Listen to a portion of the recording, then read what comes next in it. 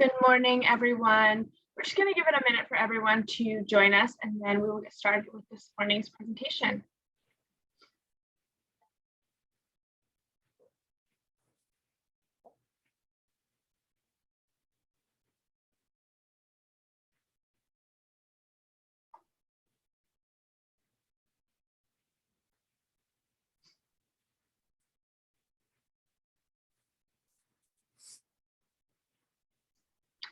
All right, we will go ahead and get started. So thank you for joining us today for Internet Safety and the Online World with Kayla Smith from the Children's Advocacy Center of Hampshire County.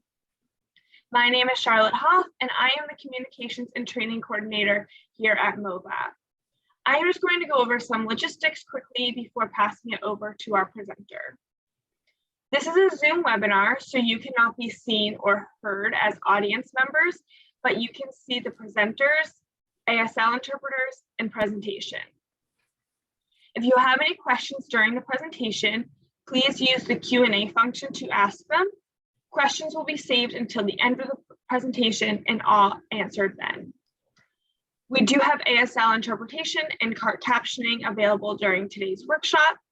To see the closed captions, go to the bottom of the screen, click on the up arrow next to closed caption and choose show subtitle. If you are having trouble seeing the ASL interpreters, closed captions, or have any other tech issues today, please use the chat function to message me, or if you don't see my name, you can message all panelists and I can assist you. And with that, I am pleased to introduce our presenter for this morning, Kayla Smith. Kayla Smith is the CSEC coordinator at the Children's Advocacy Center of Hampshire County.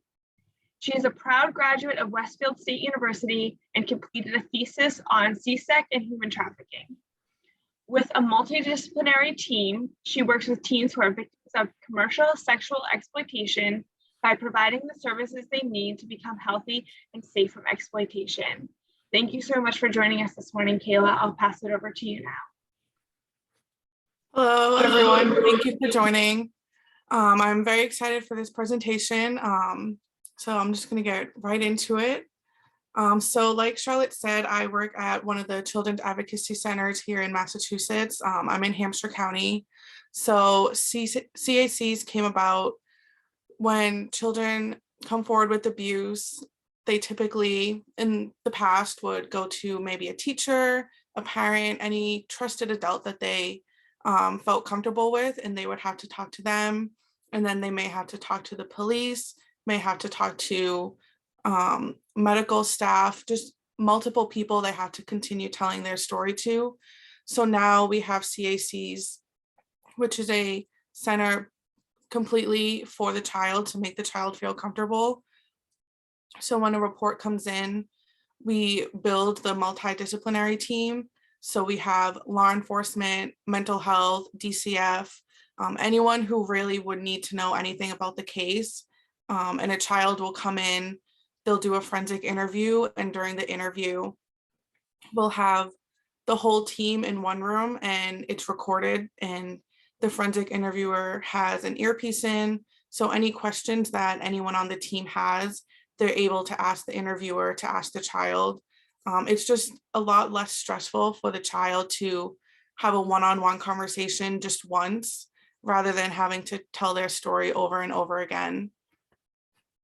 So once we have a report, we coordinate services for that child who has disclosed abuse. With CSEC cases, a lot of the times the kids aren't comfortable enough to come in to do an interview. So we may not do an interview for a few months. We may revisit it when the child says that they feel comfortable. So in the meantime, I work with the child and the family, get the medical referrals, therapy if they're interested in that, and a lot of different educational referrals to different experts.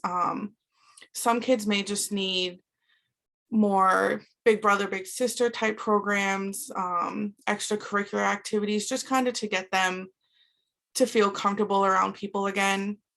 So we're there to kind of do all of that work that's not necessarily just moving forward with the case.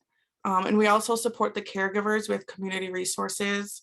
Any non-offending caregivers, siblings, we're able to offer them therapeutic resources, education, training, and support.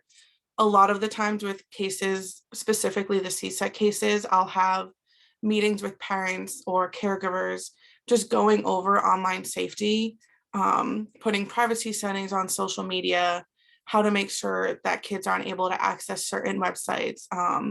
So for me personally, spending a lot of my time with caregivers in an educational role as well as a preventative mode, up until we get to the point where the child's ready to do an interview. So CSEC is the commercial sexual exploitation of children. So we call it CSEC just for short. When any child under the age of 18 is engaging in, agreeing to engage in, or offers to engage in any type of sexual contact or sexual acts in exchange for any type of goods. It could be money, clothing, education, food, housing, and it is referred to as child sex trafficking by the National Center for Missing and Exploited Children. So how does CSEC connect to online activity?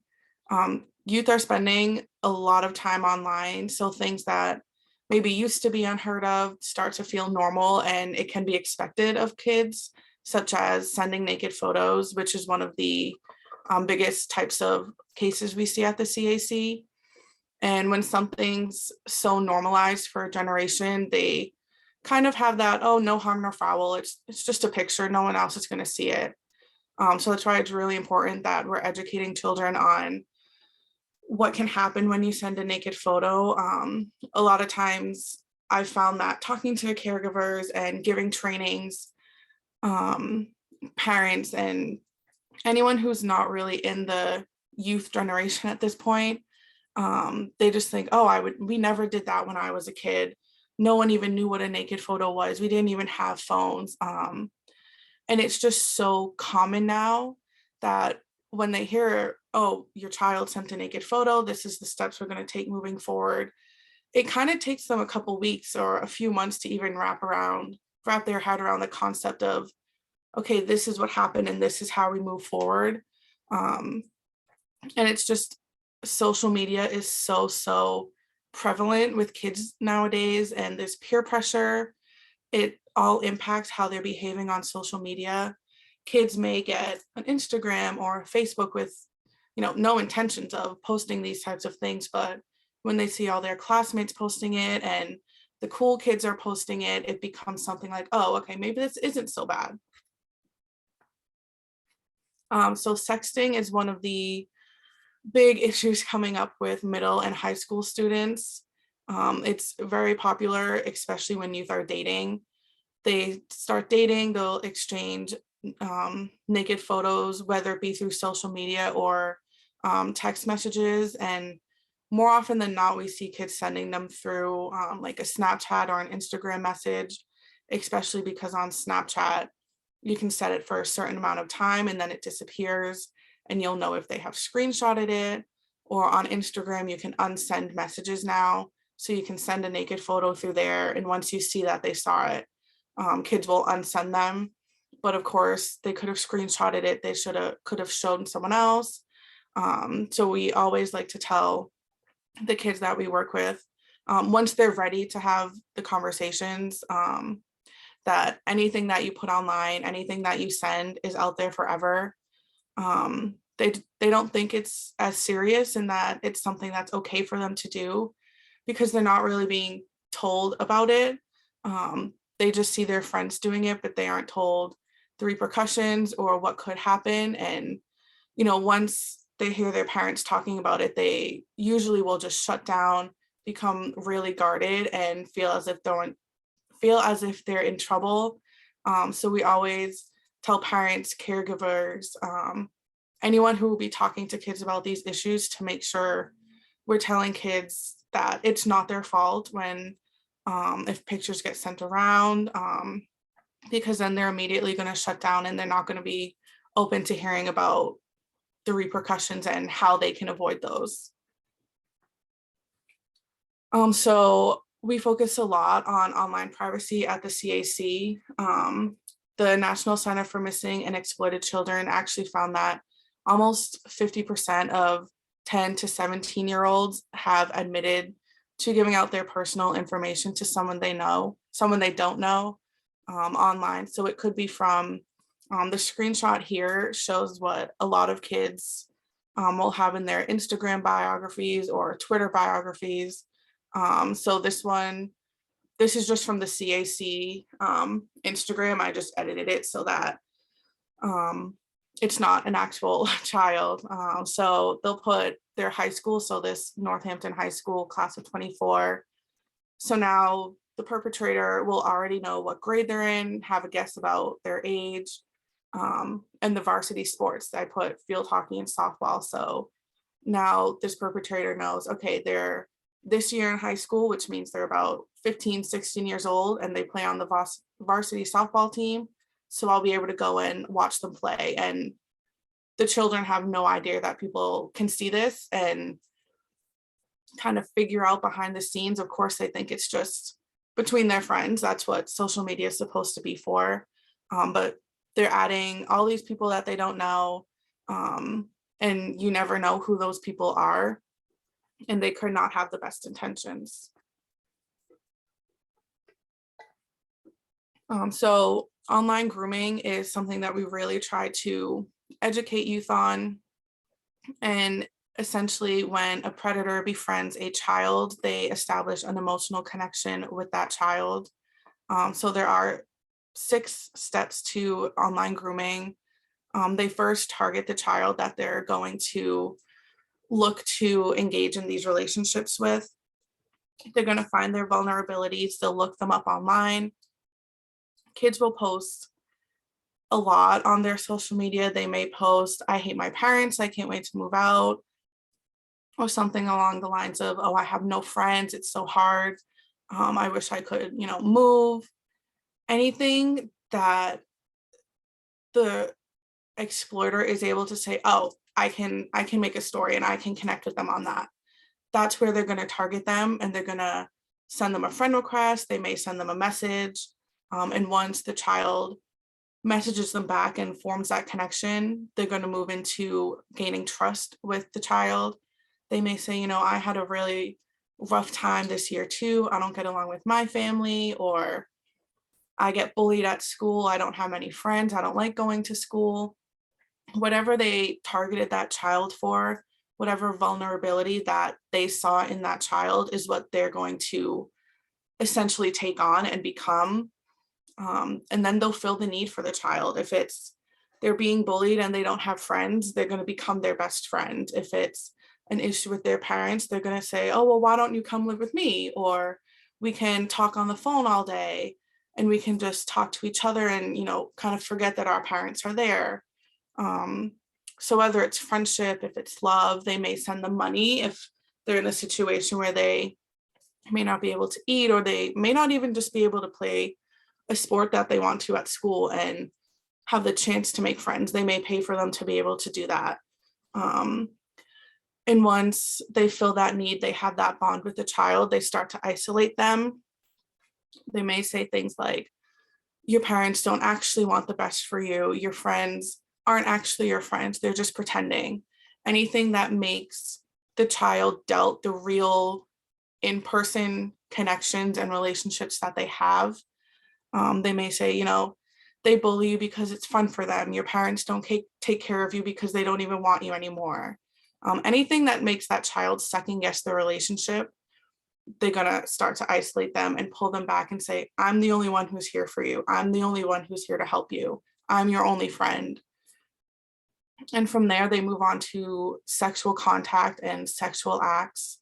They may say, oh, can you send me a photo?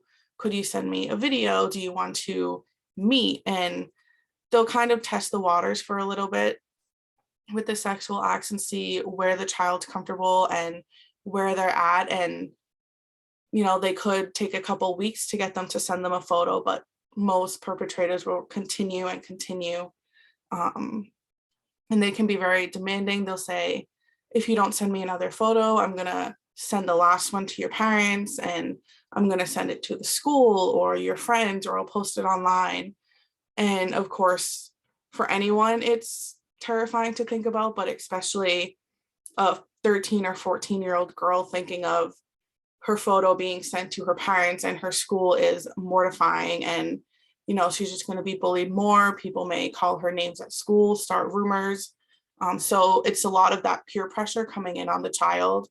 And they say, you know what, I'm just going to send them another photo and then they'll stop. And of course, they don't stop. They keep asking for more, to the point where it becomes a very controlling situation. They may say, you get home from school and then you take this photo, and then this is what you'll do next. And it can be very overwhelming on the child, to the point where they feel like they have no control, essentially because the explorer may say, I'm going to make your sister do this. I'm going to message your brother online. And they've formed the bonds with the kids so that they know who's important in their life, who they would essentially do anything for. And they'll say, okay, well, if you're not going to do it, I'm just going to message so-and-so and I'll have them do it for me. And the kids say, you know what, nope, I'll do it. And it's a scary situation for the kids to be in. And it can be hard to see just because it is online. You can't always see a message. If you're a teacher, you're not going to see your students' messages. If you're even the caregiver, depending on the conversations and the rules that you have with the children when they get their phones, you may say, I'm not going to look at your messages. I trust you. And if that's the case, the child may not feel comfortable coming to tell you, hey, this is what's going on and I need help. So it's important that we always tell caregivers, educators, anyone that could be essentially a trusted adult in a child's life, that when they do have phones and they do have social media, you're always reminding them that you're a safe space for them to come to. You're not going to judge them. You're not going to be in trouble. And of course, as a parent, when your child says, I sent a naked photo to this person online and now they want more, it can be terrifying and overwhelming and scary for you. But as the parent, it's really, or the teacher, the educator, whoever it may be, it's really important to kind of separate yourself from it and be there for the child and say, okay, thank you for coming to me. This is how we'll move forward. This is what we're going to do. And then once the child's not there, you can have your personal emotional reactions, whether you're scared or you just feel overwhelmed and you need to cry. It can be a lot, especially if it's the first time a child has said something like that to you. So it's really important to just make sure you have that reaction separate from the child, because if God forbid something happened again, you don't want them to feel like they scared you or they made you uncomfortable when they told you what had happened to them. So again, the stages of grooming, the abusers will prey on the child's vulnerability and where they can easily access the children, whether it's someone who's online, if it's someone in the child's personal life. They may use friendship to get the child to let their guard down, and they learn the child's situation and their needs that they need to exploit. It varies in each situation what the need is, like I had said, but even if it's a teacher or a coach, they may say, oh, you don't have to walk home. Like, let me give you a ride home. It's no big deal. I'm your coach. And they may have that emotional support and the knowledge to help that kid and say, you need a tutor, you're not doing well in school, I can help you set up with that, to the point where the kid thinks, this person has done so much for me, how could I say no to them? And that's really the controlling aspect. They start to incite fear in the child, they're blackmailing them. And a lot of times we've seen the kids that come in, they say, they told me that I was going to be in trouble for this and that I was going to go to jail and I was going to get arrested because I had sent a naked photo. So once the kids feel comfortable talking to you, you can kind of see all of these steps and how they all played out when the child is explaining their situation. So social media applications are very popular and unfortunately very common for exploiters to message children on. So any app that allows a stranger to connect with another person, which in this case is the child, Instagram and Snapchat are the two that we see the most at the CAC. But again, it can be dating apps such as Tinder, even TikTok. You can message people. Any app where you're able to message someone, whether it's a video game, a social media application, it's has the potential for exploitation. Kids look to be accepted and they want to fit into their groups at school, and social media now in school plays a huge role in that. How many likes a kid has on their photos or how many followers or friends they have not only place a great sense on their self-worth, but it also determines kind of where they're at in school, social wise. So the more followers, the more likes they have, they're going to be part of the popular group. The less they have, they're not going to be, they probably don't have many friends, they feel isolated. And that's why kids are at a point where if someone is posting photos, and maybe it's not even a naked photo, it's just one of their friends posting a more revealing photo, they may say, oh, she got a lot of likes on that, that's what I need to do. And that's how the kids start to get engaged with the online platforms and strangers. If the child has public social media, which more often than not they do, the perpetrator is able to see their photos, able to save their photos, screenshot, like them. And the predators will look at and they'll study their social media. They'll see what they like, what they don't like. If they are always at a certain ice cream shop with their friends, if they're always at a certain mall, you know, maybe they go to the mall every Friday or they go to the movies every Friday night, they're able to see that and they're able to say, okay, it's a Friday night. I know these kids are going to go to the mall, so that's where I'm going to go tonight. And it's really easy for them to identify their vulnerabilities and then prey on that vulnerability.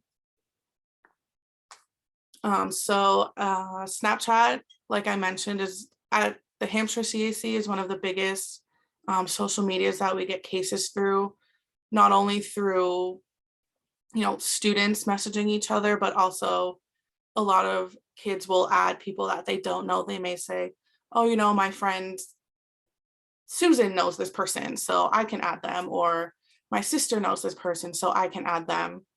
And on social media, it's very easy to portray someone else. A grown adult could very easily search the school that the child says that they go to and, you know, Google a picture of the soccer team or the baseball team and take on the role of a certain person. And the kids may say, oh yeah, I've seen him around school, I can add him, I know who that is. And they think it's this person, but it's really a grown adult that has no clue who these kids are. And they do it because they know that the kids aren't going to go up to the person and say, oh, why did you ask me for a naked photo? Why did you add me on Snapchat and ask me to send you these photos? They know that the kids aren't going to do that. They're not going to feel comfortable enough going up to a student like that. So Snapchat, there's no parental controls on Snapchat, which is why it's so easy for things like this to happen. And when you first download the app, the location's public. So the video here shows how to turn the location off, make it private. We always tell our caregivers and the kids that we see to make their location private. And if they have to, maybe share it with their parent or their sibling, if they have no other way for their parents to see their location, just because some parents want to know where the kids are, which is completely understandable. And anyone can add them as a friend. Once you're on Snapchat, it can add anyone from your other social media as well as your phone contacts. And there's also sections where you can add friends of friends, and that's really where they may add people that they think they know, but they don't actually know who that person is.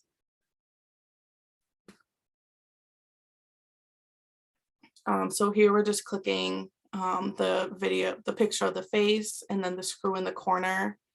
And then scrolling down to see my location. And it's set on everyone can see it when you first get it. So we turn it to ghost mode. And that way no one except you is able to see it. And then for the parents that may want to see their location, they'll add their kids and click only these friends. And it'll pop up for the parent's username. And the contact me, we always suggest changing to my friends. That way, anyone who's not friends with the person isn't able to send the messages. If they have anyone can send the messages, they don't need to be their friend. They could just type in a search name and they say, oh, I found someone, and they'll just send whatever message it may be. Usually it'll be asking for some type of photo. So we always suggest putting those privacy settings on. Instagram, again, is where we get a lot of cases. There, again, no parental controls, and kids will tag where their photo was taken. So like I had said before, if maybe they go to the mall every Friday or the movies, they'll tag that certain place. So not only does the person know what they're doing, they know where they're doing it and who they're doing it with. So we always will tell our kids, you know, if you have to post your location, because again, at the same time, we understand the peer pressure and the social pressure that these kids are feeling. So we always tell them, you know, if you really feel that you need to post this location, we suggest that you don't, but don't post it until you've already left there. Because these perpetrators will be looking at their social media, they'll be constantly refreshing to see what the kids are doing. And it may get to the point that they say, oh, I know what that building is, so I know pretty much where they are. I know the area where they are. And links to porn we have found in a lot of social media Instagram bios. So the link tree and the bit.ly, those, if you click on those, it'll take you to another website that's linked through their Instagram. Instagram itself as an app is very, very conscious and aware, and kind of on top of removing any pornographic images. Even if it's kids in bathing suits, sometimes they'll get flagged and taken down. But through these links, they're able to post to, a lot of them will post maybe like their OnlyFans or links to different websites that they've posted videos on. So if kids aren't aware that that's what these can do, because a lot of social media influencers, celebrities do have these links, and they may go to their makeup line or their clothing line, or even like books that they've written, things like that. So they can be very innocently posted. So kids will click on it and say, oh, I love that shirt she's wearing. Let me click on this and see where she got it. But there may be links to their porn videos or their OnlyFans websites. So it can be something a very naive click that the child makes, and it'll end up directing them to porn that they didn't search out to find. So this video just shows how to make the page private. So you go to the settings and the privacy tab, and then you just turn on a private account. This way, anyone who wants to follow the child gets the notification, they see who it is, they're able to see their profile and if they know who that person is. So we always suggest kids put their profile on private. Essentially, they're kids, they don't need to have 5,000 followers. They don't need people that they don't know following them on Instagram. And we also suggest changing the mentions to people you follow as well. That way, you know, a random person who finds their page on maybe the search tab, or if I were to tag my friend in an Instagram picture, my followers wouldn't be able to comment on her pictures because they don't follow her. So we always just suggest those two steps just to have some double layers of privacy and security on their Instagram to decrease the chances of anything like this happening. So predators will spend time and day after day looking through, trying to find youth that they feel they can groom. And to the predators, it's like a game to them, like, oh, this child is, you know, really scared. They have no friends. They feel bullied. I can easily slide in there as their friend and make my way in their life. And it's like a cycle. They'll find one kid, traumatize them, and move on to another kid. So with this in mind, we always tell the kids that we talk to after their interviews, we say, you can say no, you don't have to be afraid to block them, because we have found that a lot of times the kids will come in and it comes up and they say, I was scared to say no. I didn't want to say no. I don't want them to be mad at me. I don't want them to get me in trouble. And we just tell them it's okay to say no. You don't owe this person anything. And if they say no, you can block them and you can move on. You can tell your parents, they can take whatever steps if, photos were shared or it did get to the point where the child's safety is really to the point where police need to be involved. And if there's no picture sent or any sexual contact at this point, it can allow the parents to say, okay, well, you did right by telling us, and now this is what we're going to do moving forward.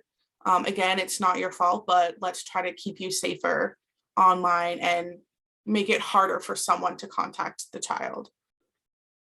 A lot of perpetrators will have different accounts with different personas to contact the youth. Like I had mentioned, it can be very easy for them to look up the school that the kid goes to, find a picture of, a boy, a girl, whoever the child thinks that they're talking to, and make it a complete profile. These people don't have a lot to do. They have so much time on their hands, and it's very easy for them to manipulate a situation and manipulate their social media so that the child looks through and says, oh yeah, like I know where that picture was. I know who these people are. And they think that they know who the person on the account is, but more often than not, they've taken pictures from other kids' account and posted it as their own so that they look like they're just another kid in that high school. And they'll look through and see what they say about their home life, their friends' activities, and they really use it to relate to the child to form that trust. And it could be something just as simple as a kid loves soccer. They'll say, oh, maybe we could meet up sometime and we can play soccer together. And because they're doing all of this online, and they may even have, again, different accounts with different personas, it's very easy for them to target multiple youth at once. They may send the same message to 5 different kids and, see who responds, who's agreeing to talk to them, who will send them these photos. And once they're connected, they may say, oh, I have you on Snapchat. Why don't I add you on Instagram? Like, let's be friends on all of our social media. Why not? And of course, the child says, yeah, that would be great. Again, because it's their self-worth, and it's a lot of societal pressure for them to feel accepted through social media. Sextortion is an online extortion crime where perpetrators will find a child and use non-physical forms of coercion to blackmail them. And it's one of the biggest areas that we're concerned about with youth, particularly youth 14, 15, 16, who are very much on social media, constantly updating their pages. And because they have constant internet access, especially with COVID, we saw a real increase in the cases that we found with sextortion. And it's really a sense where the child feels connected to the point where they may call this person their boyfriend, their girlfriend, their partner, best friend, and they assume that, it's another maybe 15 or 16-year-old boy that they met online, and they have this great love story, to the point where they say, yeah, he always wants pictures of me, like he loves me. And they'll send them the pictures, they'll send them the videos, because they believe that they do have that connection with this other person, and they think it's someone their age, and they have trust. And it could be to the point that they have love for this person. And then the perpetrator will start to blackmail them and say, send me another picture. I don't care that you're at school, go to the bathroom, send me a picture. Very demanding, and it's constant to the point where it's so overwhelming for this child that it's kind of taking over their day-to-day life and activities, and it gets harder and harder for them to say no, because they start to say, well, if you don't send me another picture, I'm going to send this photo to your dad's Facebook. I'm going to tag your mom in this. I'm going to send it to all of your friends, to your school. And no child wants that. They send this thinking that it's only going to be for this one person. So as soon as these threats come in, they feel terrified and they say, okay, like, I'll send the picture, don't send it to anyone. Let me go do it right now. And it becomes this cycle of demanding more pictures and the child having to kind of put their day-to-day life on hold to make sure that they're sending all the pictures, all the videos, all the messages that this person wants. So I do have a video that we always show about sextortion and how kind of it unfolds into the control.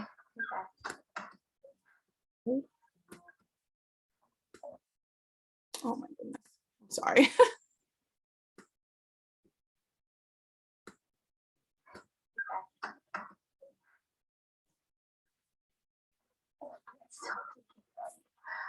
I've been waiting for this for a while. I wanted to do these things better.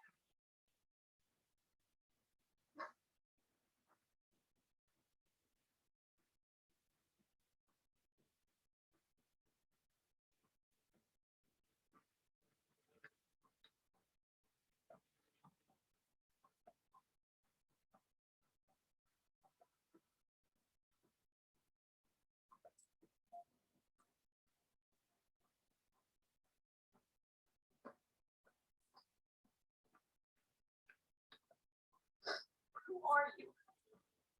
Why are you doing this?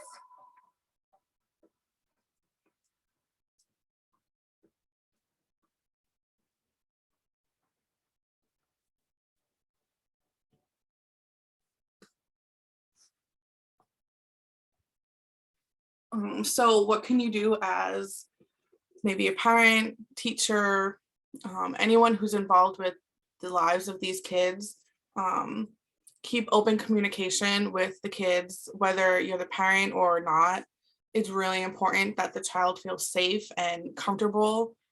So when kids come to the CAC, they always know that they may not feel comfortable telling their parent the full extent of what happened, but they can tell the forensic interviewer, they're able to tell me or the law enforcement, whoever they feel safe is coming to, they're always able to talk to them, and they're not going to be judged, they're not going to be yelled at. A big thing with especially CSEC kids that come through the CAC, more often than not, they say, you know, I didn't say anything to anyone because I didn't want to be in trouble. I didn't want to get grounded, or I didn't want my phone taken.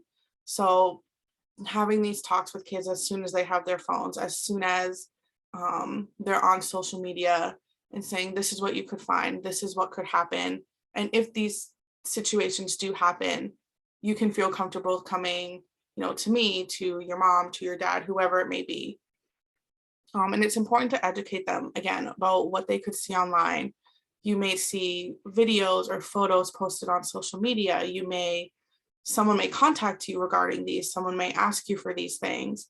Someone that you may not know could send you a friend request, and talking to them about how to navigate these situations that could happen before they get into it. That way, if something does happen, they feel confident in saying, okay, I'm not comfortable with this, and I know what to do to either prevent it from happening or to stop it from happening. Checking friend lists on their social media, having them remove anyone who they do not know. A lot of kids that come in will have, you know, 1,000, 2,000 followers on Instagram. And, you know, after they've kind of, you know, talked about the situation and not essentially have come to terms with it, but they're comfortable talking about the trauma and what happened to them, that's usually when we'll have the conversation of, you know, you don't know 1,000 people, you don't know 2,000 people, there's no reason and there's really no concern that they should have about seeing your day-to-day life. There's no reason someone from California or Florida or New York needs to see what you're doing on a Tuesday afternoon. And once these things happen, I found that the more open and honest we are talking to the kids, the more likely they'll, ask the questions. I'll get emails from caregivers, or they'll send me a text and say, so-and-so wants to deactivate their account, or they want to block certain people. Are you able to give us a call and show us how to do that? And a lot of times, maybe a month, maybe 2 months after we get that initial report, I have a caregiver reaching out and asking for help, and that their child is ready to block certain people, unfollow certain people. And it's really good to see that the kids are like, you know what, I don't want to do this anymore. I'm not letting people even have the chance to message me, and kind of taking back that power. It's really empowering for them. As well, setting rules and password. If you're a caregiver and you have any kids in your life, always monitoring their use. We always tell parents there shouldn't be any technology in the bedroom. And it's one of the biggest things for us is saying, your kids are watching you. If you tell them, no, you can't have your phone, you can't have your laptop in the bedroom, and they come in and see you, laying in bed scrolling on your phone, they're going to say, okay, well, why can't I? So it's really important that you're leading by example and teaching them protect that private information. They don't need to post the city they live in. Recently, we've seen a lot of kids putting the area code. So they may put 413 in their Instagram bios, which is new, and it's kind of odd. We've gotten them in a few cases, and they just say it's the trend now, that's what they do. They may not put their high school or the city, but they'll put the area code. So again, we always tell them there's no need for that. You can put that you play soccer or things like that, but the location, the team, varsity, junior varsity, Northampton High School, Hadley High School, you don't need to put the exact locations for those. And that is everything. So I'm not sure if I'm able to access the questions.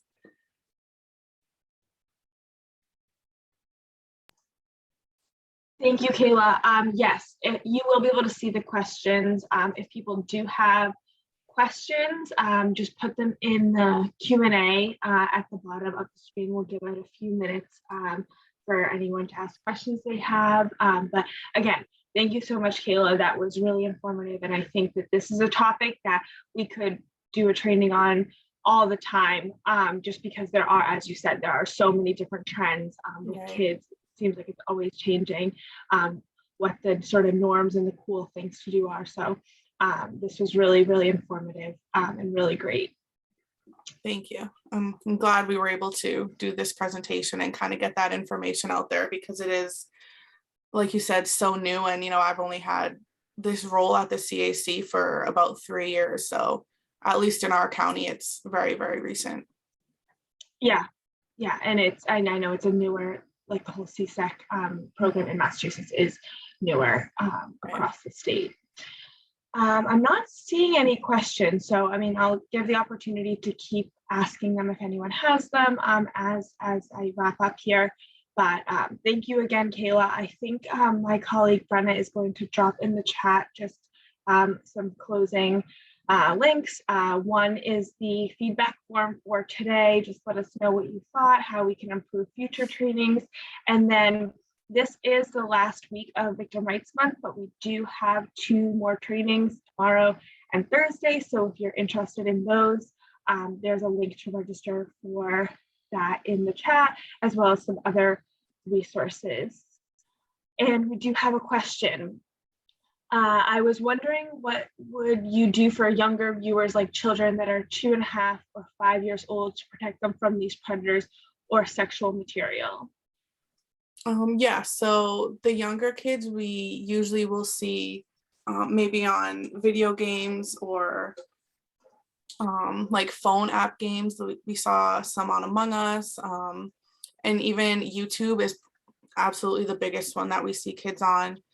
So we always suggest, if parents are using their personal phone for kids to be able to go online, that you have certain websites blocked, and you always should be using the YouTube Kids. There's a lot of different ads, whether it's in the video itself, people can edit the videos to put an ad in the middle, or if it's just the ad run by YouTube, they can have inappropriate images, things of violence on there. So we always suggest using those blockers and putting YouTube Kids on. And you can also put different filters. So if they search certain words, it'll say, you know, no results, nothing found. So putting different filters on for those words is always what we suggest for the younger kids, because they're not really on the social media apps at all. As a follow-up to that, is YouTube Kids not good either? I've had this experience. It's hard to say good or not. Now with technology, a lot of things are getting more and more advanced. So it's always possible that someone can post something under the image that it's safe and that it's for kids. And then the parents may get, 18, 19 minutes into the video and something pops up on the screen that's totally inappropriate. So there have been some issues with YouTube Kids, but we just suggest that whatever the child's interested in, if it's a certain type of show, a certain like actor or cartoon, something like that, to make a playlist and to make sure they watch those videos first. So, if you have some time at night, watch 2 or 3 videos that the kid will be interested in, and then put it on a playlist. That way you can give them the phone and the playlist is on, and it'll only play videos through that playlist. And the videos on the playlist, have nothing popping up. We got a question, will the recording be available? Yes, so everyone who attended today will get a follow-up email from me a little later this afternoon, which will include a PDF of the slides that Kayla presented, as well as the recording. Another question, do you recommend using any of the third-party tracking apps such as Bark? Yes, they can be great. We always suggest Bark. I actually use it for my younger brother, just so that I was able to understand the app better, to be able to teach about it and present about it. And Bark is definitely by far the best app, I would say, that's out there right now. How do you help people who don't understand English? So I haven't come across this too much. I would find whatever resources I could. A lot of information from National Center for Missing and Exploited Children, the National Children's Advocacy Center. On their website, they'll have all the different resources in, I think, 50 plus languages. So anytime I've needed them in other languages, for me, I've only come into Spanish speaking clients. And my coworker is Spanish speaking, so she'll help me with those and make the phone calls. But if it was a situation where I didn't know who spoke the language, I would just reach out to the people that I do know and see if they know someone, and just kind of find that connection for them, so that it's an already stressful experience, and them trying to talk to someone who speaks English is going to make it a lot harder for them. So just taking the time and really finding someone who speaks their language and can kind of help them be more comfortable with the whole situation. How do you draw the line between being overbearing and monitoring heavily, and being trusting while still keeping tabs on the child's internet safety? So we think that having the open conversation and knowing with the child and giving them that safe space to say, this is something that happened and I need to talk about it, is much more successful in the long run the kids that we've seen that have said, you know, my mom's always watching my phone, she's always watching everything I do, they can become sneakier just in the sense that they feel like they have to hide certain things that they typically wouldn't be hiding. So we always think it's best to just go in and have a conversation kind of peer to peer, just say, you know, this is what happens on social media. I just want to make sure that you're being safe. You need to make sure you're blocking these things and have these privacy settings on, because you want them to trust you and feel comfortable coming to you. And if the second they get a phone, you're constantly watching them, you're constantly saying, who are you talking to? Who are you messaging? They're just gonna completely shut down and they're not gonna want to tell you anything. So just being open and right from the start saying, if I ask you something, it's because I care and I'm trying to keep you safe. And they're 10 times more willing to open up with that. I've been hearing more about the platform Discord. Are you seeing this as a new platform for CSEC/grooming? So I've heard about the Discord. Personally, I have only had one case with Discord. So I really dove right in, tried to figure everything out about it. So a lot of the trainings that I've gone to for CSEC, they have brought up the Discord and that it is becoming more commonly used, especially with kids on video games. So from what I've seen, it could become a higher risk, but at this moment, I personally have not seen a lot. Okay, that was all the questions we have. So I think we'll wrap up, but thank you so much again, Kayla. Again, really informative. Thank you all for joining us this morning. And we do have 2 more workshops this week if you're interested in joining us again. I hope you all have a great rest of your day. Thank you, everyone.